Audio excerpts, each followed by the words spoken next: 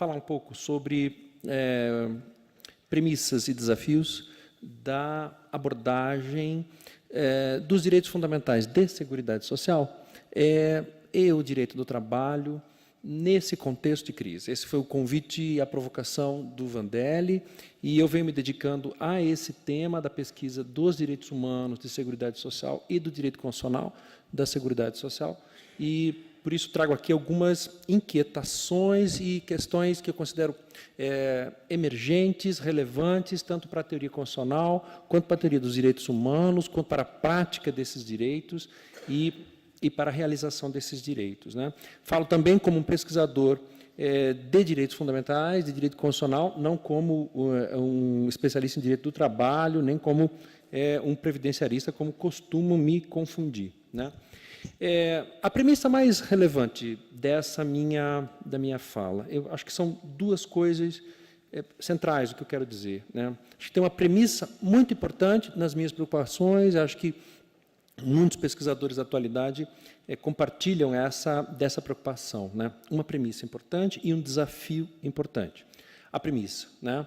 Acho que nós estamos num momento muito importante de densificar o discurso sobre direitos de seguridade social com duas coisas, né? Com a teoria contemporânea dos direitos fundamentais, em primeiro ponto, e dos direitos humanos, né?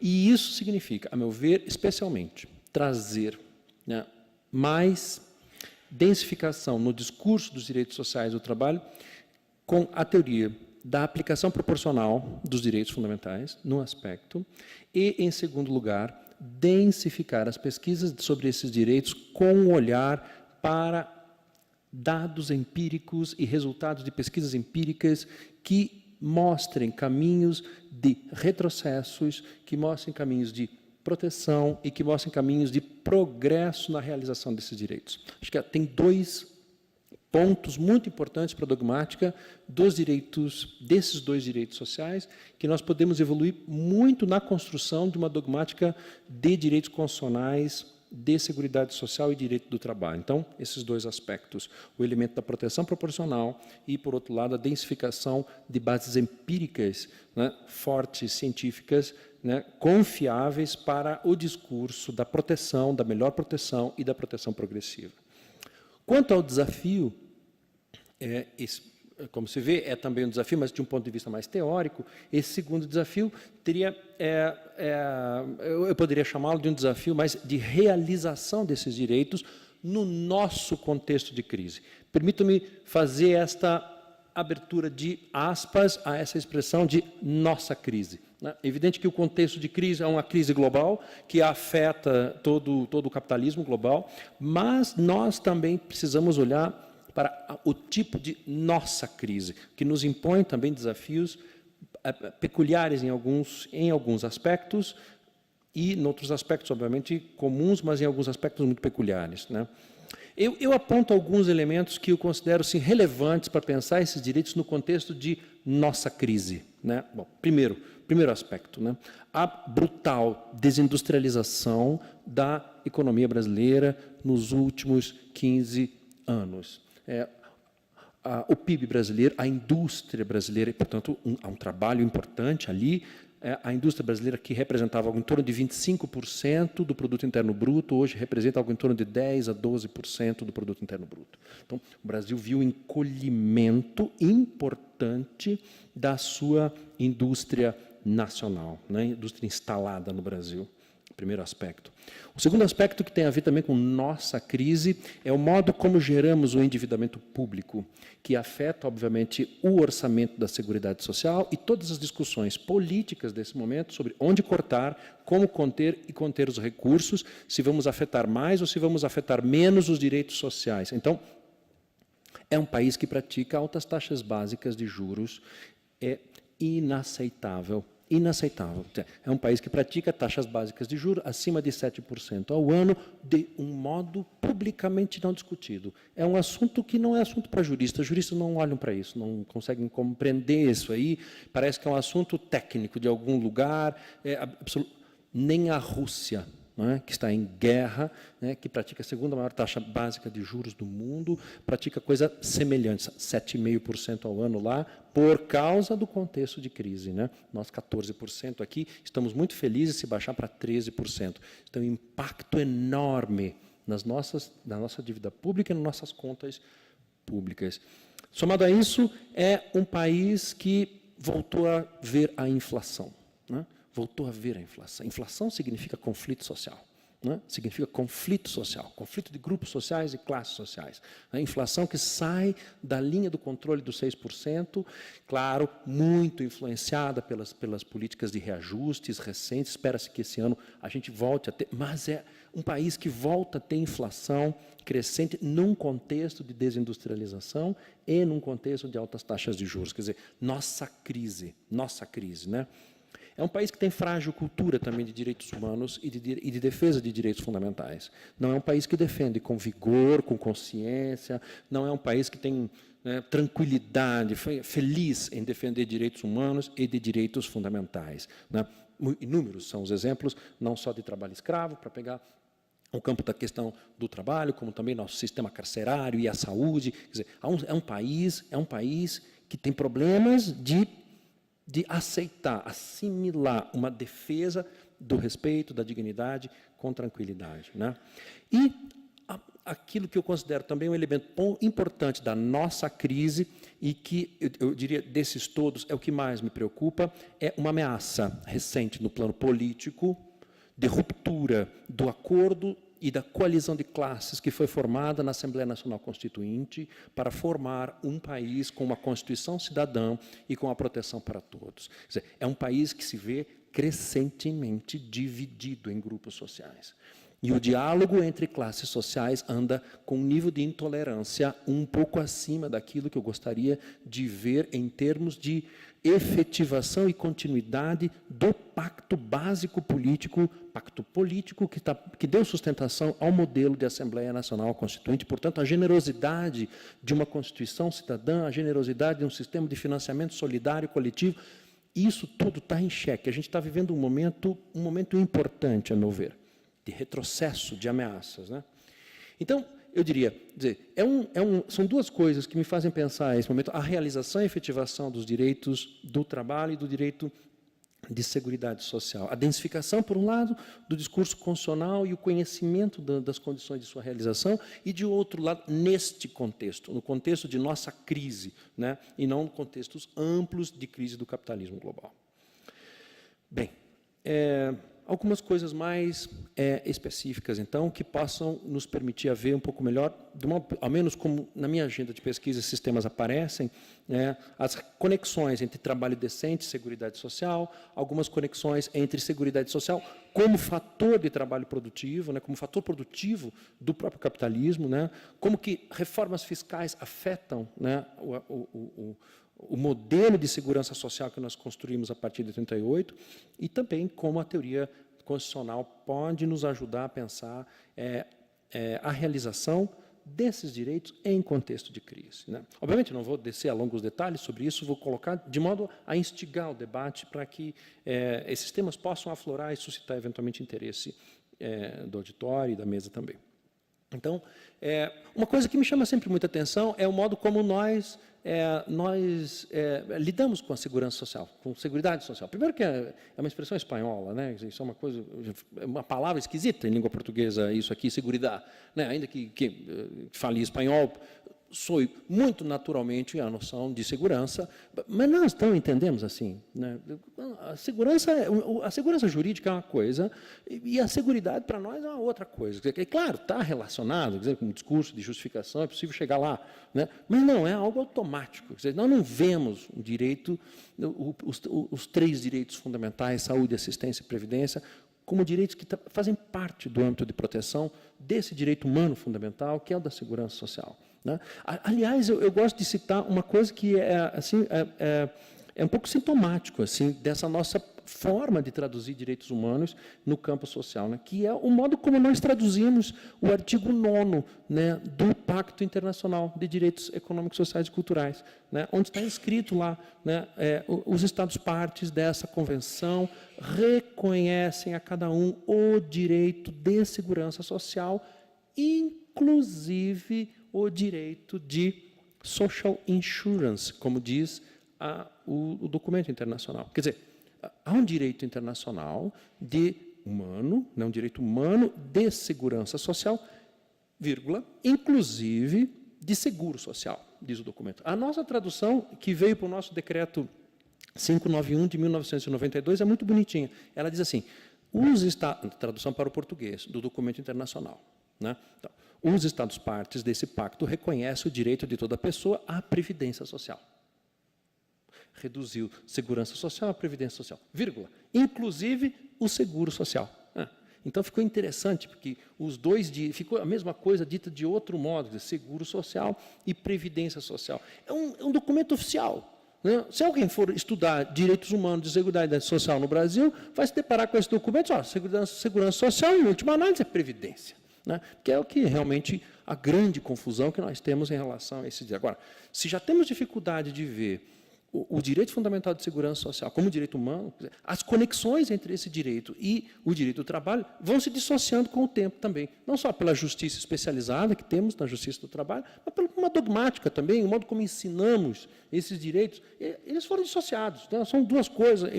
Um autor qualquer que tenha orgulho de sua obra em direito do trabalho, logo vai dizer, olha, direito do trabalho é uma coisa, né, de segurança social é outra coisa, não faça essa confusão, nós temos aqui um microsistema de princípios que não se aplicam lá e tal, e que também não deveriam ser confundidos, né? Eu tenho lá minhas dúvidas, de um ponto de vista constitucional, em que medida essa orientação é correta, né?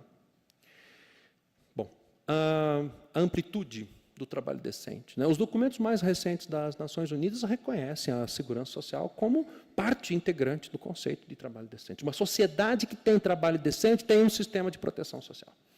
Nessa medida, claro, há muito mais detalhes além disso, mas é preciso reconhecer isso, quer dizer, quando falamos de trabalho decente, nós estamos só necessariamente atacando, né, o trabalho escravo, nós estamos falando também de um sistema universal de garantia de proteção básica da renda e da saúde para todos. A relação entre o trabalho como meio de realização, né, e da proteção da renda, mas também a sociedade criando mecanismos coletivos para garantir a proteção da renda. Então, esse aspecto, né, no conceito de trabalho decente, precisamos aproximar a noção da segurança social como mecanismo de proteção coletiva, né? Eu não estou falando aqui sobre as formas que isso seria feito, há muitas formas de se fazer isso, se é o Estado quem vai fazer diretamente, se serão usados mecanismos privados, parcerias, há muitas formas de fazer isso, né? O que não dá é para dissociar a noção de sociedade que tem uma visão de trabalho decente e como a sociedade que não se preocupa com o tema da inclusão e a proteção universal coletiva, né? Bem, no Brasil, os dados mais recentes, que são de novembro de 2015, mostram que 27,4% da população ocupada no Brasil, não o emprego, portanto, mas a população ocupada, com trabalho, com renda, não tem proteção previdenciária, né? 27,4%, dados de novembro, agora de 2015. Né? Isso são dados do Brasil. Um número impressionante ainda para a população ocupada. Mas esses dados não estão atualizados com os índices atuais de desemprego. Esses dados são de novembro de 2015 e os índices de desemprego chegaram agora a 2 dígitos no Brasil. Portanto, o número é mais expressivo ainda de população ocupada que caiu no emprego informal e agora sem a presença da proteção previdenciária. Um outro aspecto que vale a pena pensar é a relação que há entre segurança social, trabalho e o tema da discriminação, né? O tema da discriminação e da desigualdade. Aqui também há coisas importantes a serem pensadas para tentar resolver esses desafios nossos e compreendê-los também, né?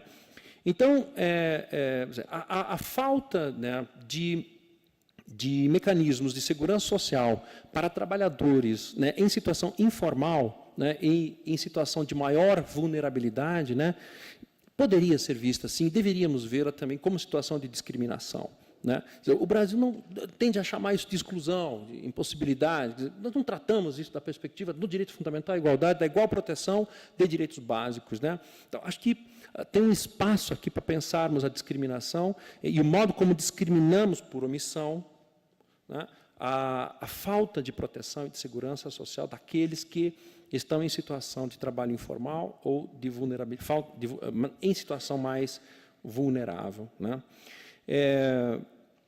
O curioso é que a pesquisa feita pela própria Previdência Social mostrou que, do contingente de trabalhadores informais, a pesquisa mostrou que, desses que estão em trabalho informal, hoje, algo em torno de 27, 24 milhões de brasileiros, para aqueles dados de novembro de 2015, desses, praticamente a metade deles tem capacidade contributiva para estar no sistema de previdência. Quer dizer, é um país que, não é porque caiu na informalidade, perdeu a capacidade contributiva, mas é um país que descuida do elemento básico da integração via formalidade, é um elemento jurídico, né, de eficiência administrativa e de controles, né, da sociedade para garantir uma integração formal no sistema de proteção coletiva e também de contribuição. Né, e também de contribuição, porque é disso que se trata também. Né. Outro elemento importante da desigualdade e da relação entre segurança social e trabalho é a questão da mulher, né? O papel fundamental da mulher, né? É o tema, um dos mais importantes da agenda do desenvolvimento humano dos últimos 5 anos, né? O empoderamento feminino. Né? O Brasil também não é um país que faz muito bem esse trabalho, né? De empoderar, através de arranjos de seguridade social, de empoderar a renda familiar, pela inclusão da mulher no mercado de trabalho e, desse modo, né, aliviar a pressão sobre o orçamento de seguridade social. Quer dizer, o Brasil é muito amador na sua capacidade inventiva de soluções de inclusão da mulher no mercado de trabalho para a proteção da renda familiar. Quer dizer, é um sistema de previdência, claro, mais inclusivo, avançado, né, a partir de 88, mas, na realização efetiva, é um sistema que ainda protege mais o trabalho masculino do que o trabalho feminino e adota uma prática de uma economia industrial.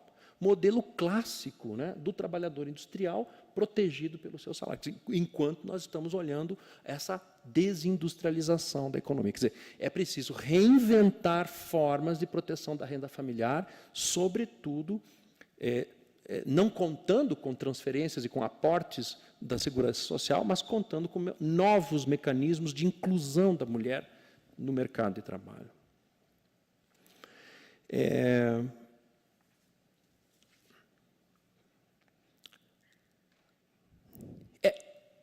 um cenário, né, que não é dos melhores. Né? Esse cenário que eu estou chamando de nossa crise é um cenário que não é dos melhores. Há tanto por fazer para enfrentar e aprimorar as relações entre direitos do trabalho e segurança social, instituições de segurança do trabalho e instituições de direito do trabalho, que exigem uma democracia forte e um senso de coesão social também forte. Né? Quer dizer, aqui está um outro aspecto importante da segurança, de bons mecanismos de seguridade social. Quer dizer, um país decidido a ter um bom sistema de segurança social universal é um país que pode valer-se, né, valer-se dos arranjos da segurança social para aprimorar o seu próprio diálogo democrático. Né? As experiências são muito claras assim, dos países da Europa do Norte. Né? Os avanços importantes conseguidos na Noruega, na Suécia, né, na Finlândia, mostram claramente, né, a correlação que houve entre acordos de classe, coalizão de classes, trabalhadores, empregados, e setores produtivos e setores de trabalhadores, em torno da criação de um sistema de proteção coletiva e o aprimoramento da própria democracia como decorrência disso. Quer dizer, com o objetivo de criar uma proteção social coletiva, acaba se aprimorando o próprio sistema democrático. Portanto, poderíamos dizer, quanto mais retrocedermos na nossa capacidade de reinventar um sistema de proteção universal coletiva, mais também ameaçamos a nossa capacidade de diálogo democrático. Né? Isto é um fato demonstrável, assim, de modo com evidências empíricas, né?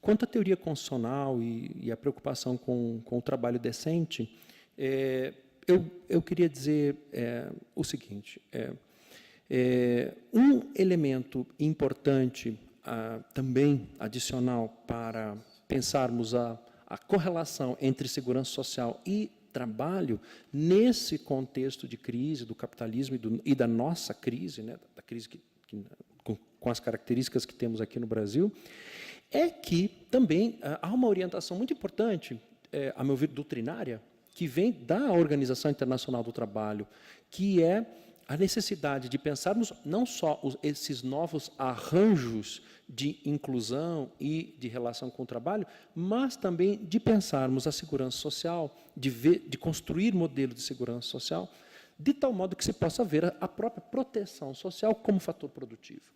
Isto é, num contexto de aprimorar aquilo que o próprio relatório sobre segurança social e primazia do direito, que é de 2011, trata sobre o aspecto do capital social, isto é, a proteção da saúde, né, a proteção da renda, as condições de educação, conhecimento, como parte do arranjo da proteção social. Isso não é só um mecanismo de transferência de renda ou de proteção dos desvalidos. Isso faz parte de uma dinâmica mais importante, até macroeconômica, de uma sociedade que precisa desenvolver competências e capital intelectual humano, né, em face das novas características dos arranjos produtivos e do sistema de produção. Então, desse modo, eu poderia dizer, as lições que as Nações Unidas, a Organização Internacional do Trabalho, em especial a partir de 2005, eu diria, o trabalho conjunto entre Nações Unidas, mas em especial pela iniciativa da Organização Internacional do Trabalho, a pesquisa empírica produzida, né, mostra claramente isso, assim, uma distância enorme que nós temos ainda na nossa dogmática, na nossa forma de ver esses dois direitos de modo desarticulado, por um lado, e da dificuldade que temos em aproveitar as boas experiências já realizadas por outros países que enfrentam crises semelhantes, para reinventar os modelos de proteção social. Uma inclinação da América Latina é desistir desses arranjos de proteção social, é de privatizá-los, né? A experiência do Chile é das mais citadas, né? Porque uns 10 anos deu muito certo, 10 ou 15 anos, né? E hoje reconhecem eles mesmos o erro, né, de não ter adotado sistemas de proteção social universal como formas mais eficientes de enfrentar cenários de crise, né? O último elemento que eu queria destacar nessa brevíssima intervenção é a necessidade de aprimorarmos o discurso de defesa desses direitos com a linguagem da proporcionalidade. Acho que aqui tem um ganho importante, não só pelo desenvolvimento da teoria constitucional contemporânea, muito desenvolvida, muito avançado do ponto de vista analítico, há uma abundância de produção científica sobre isso, por um lado, mas, por outro lado, porque essa também é a orientação das Nações Unidas. Então, a proteção desses direitos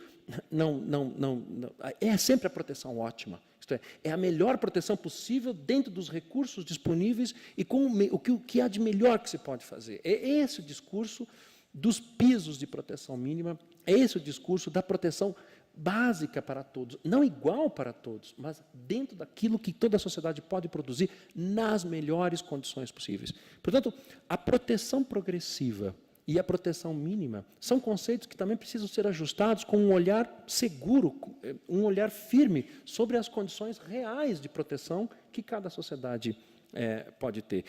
Aí está, a meu ver, uma conexão importante entre a teoria contemporânea dos direitos fundamentais e da aplicação proporcional desses direitos, né, por um lado, e, por outro lado, o próprio discurso dos direitos humanos de seguridade social, que é um discurso de proteção progressiva, mas que em situações até de extrema necessidade pode até admitir retrocessos, né, desde que se mostre que o retrocesso faz parte de um contexto que garante a melhor proteção possível dentro de um contexto insuperável. né? Então, aqui, a linguagem da proteção proporcional, da linguagem da proteção ponderada, bem desenvolvida nesses dois âmbitos, tanto nos direitos fundamentais quanto nos direitos humanos, podem ser importantes caminhos para lidarmos com a proteção, com a melhor proteção possível desses direitos em contexto de crise de capitalismo estrutural, crise estrutural, mas também em contexto de nossa crise. É isso. Muito obrigado.